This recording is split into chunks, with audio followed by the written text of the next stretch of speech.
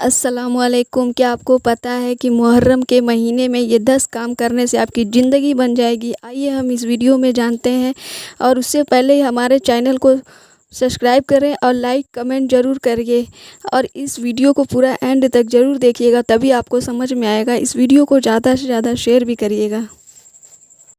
का महीना आने वाला है। इमाम हुसैन की लोग याद मनाते हैं, और जब मुहर्रम शरीफ का महीना आता है तो उस महीने के अंदर कौन कौन से नेक अमाल करना चाहिए जिसका बहुत ज्यादा अल्लाह तबारक व तआला सवाब अता फरमाता है। तो मुहर्रम की 10 तारीख को ये 10 काम आप जरूर करिएगा। अब मुहर्रम की जब 10 तारीख आए यानी आशूरे का दिन आए तो ये 10 काम आप करना ना भूलें।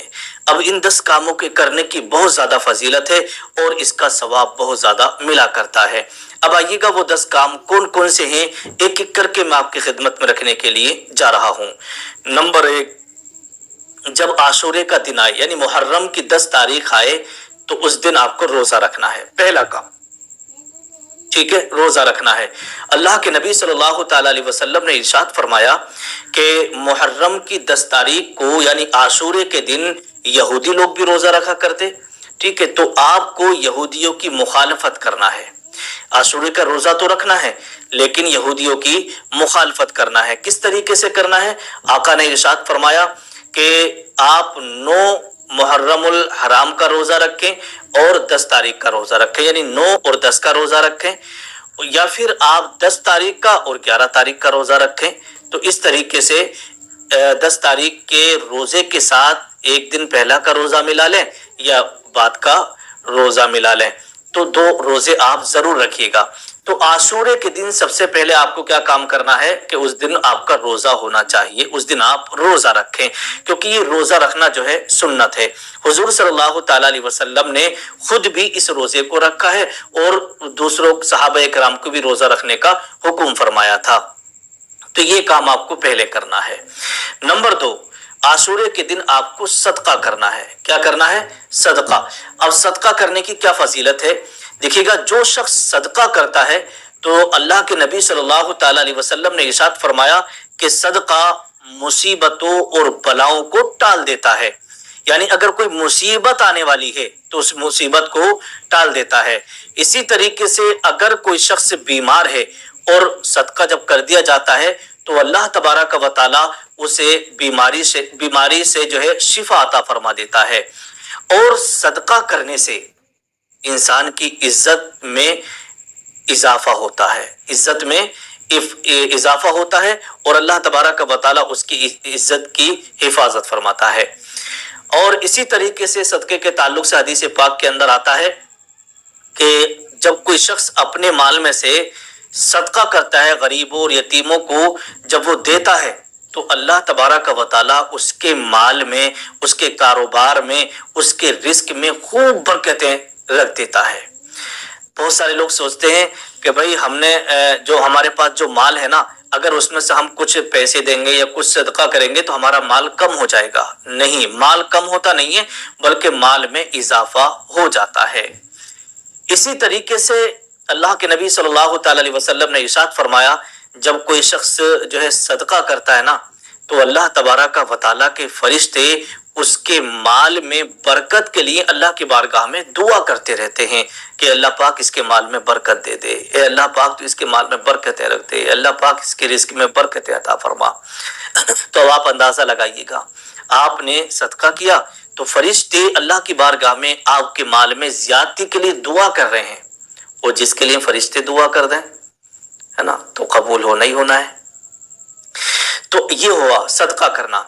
अब इसके ताल्लुक से एक चीज और लिखी है जो कि हदीस पाक के अंदर आता है। आका ने इरशाद फरमाया कि जो शख्स सदका करता है ना तो सदका करने से दिल की जो सख्ती होती है वो कम हो जाती है, यानी दिल नरम हो जाता है। इसी तरीके से सदका करने से अल्लाह तबारक व तआला का जो गुस्सा है ना, जो गजब है, वो ठंडा हो जाता है। यानी ये सदका जो है अल्लाह तबारक व तआला के गुस्से को ठंडा कर देता है। अल्लाह तबारक व तआला का जो गजब है ना वो ठंडा हो जाता है।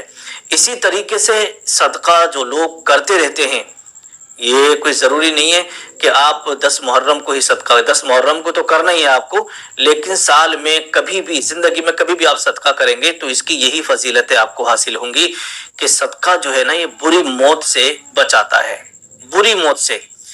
آپ نے دیکھا ہوگا نہ جانے کتنے لوگ ایسے ہیں جنہیں گندی جگہ پر موت آتی ہے، کتنے لوگوں کو ٹوائلٹ میں موت آ گئی، اللہ تعالیٰ حفاظت فرمائے۔ تو بہت سارے لوگ ایسے ہیں جو کہتے ہیں یار بہت بری موت مرا وہ، اللہ تعالیٰ آپ کی ہماری سب کی بری موت سے حفاظت فرمائے۔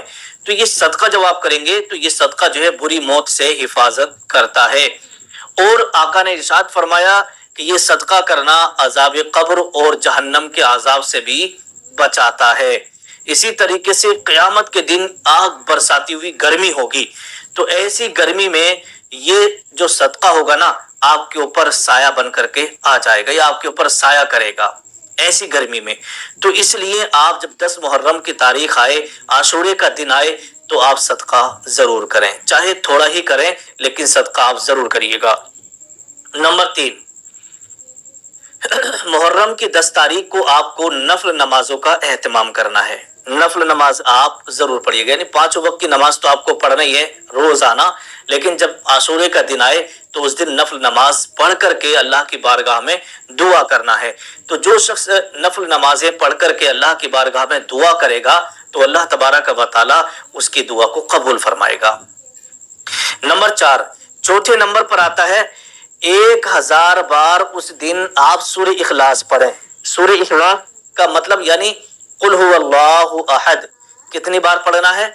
1000 بار سورہ اخلاص عاشورے کے دن یعنی محرم کی 10 تاریخ کو آپ ضرور پڑھیے گا۔ بیٹھ جائیے گا، تسبیح لے لیجیے گا، ایک تسبیح میں 100 دانے ہوتے ہیں، تو وہ تسبیح آپ 10 مرتبہ پڑھ لیجیے گا تو آپ کا 1000 مرتبہ سورہ اخلاص ہو جائے گی، یعنی قل هو اللہ احد اللہ الصمد لم یلد ولم یولد ولم یکن لہ کفوا احد۔ اس کا بہت زیادہ ثواب ہے۔ اول اور آخر آپ درود شریف ضرور پڑھ لیجیے گا۔ تو 4 کام ہو گئے۔ اب 5واں کام آپ کو کیا کرنا ہے؟ 5واں کام یہ کرنا ہے کہ علماء اکرام کی زیارت کرنا ہے۔ یہ سارے کام میں آپ کو وہ بتا رہا ہوں جو جن کے کرنے پر بہت زیادہ آپ کو ثواب ملے گا اس دن۔ تو محرم کی 10 تاریخ کو آپ کو یہ کام ضرور کرنا ہے، تو علماء اکرام کی اس دن آپ کو زیارت کرنا ہے۔ نمبر 6، چھٹے نمبر پر آتا ہے یتیم کے سر پر ہاتھ پھیرنا ہے۔ جن کے ماں باپ ختم ہو جاتے ہیں نا، تو سمجھو وہ یتیم ہے، جس کے باپ کا سایہ سر سے اٹھ گیا تو وہ یتیم ہو گیا، تو اس کے سر پر آپ ہاتھ پھیریں، اسے خرچے کے لیے کچھ پیسے دیں اور اسے کپڑے دیں، کچھ بھی مطلب صدقہ کریں۔ تو یتیم کے سر پر شفقت سے ہاتھ پھیرنا اس کا بھی بہت بڑا ثواب ہے۔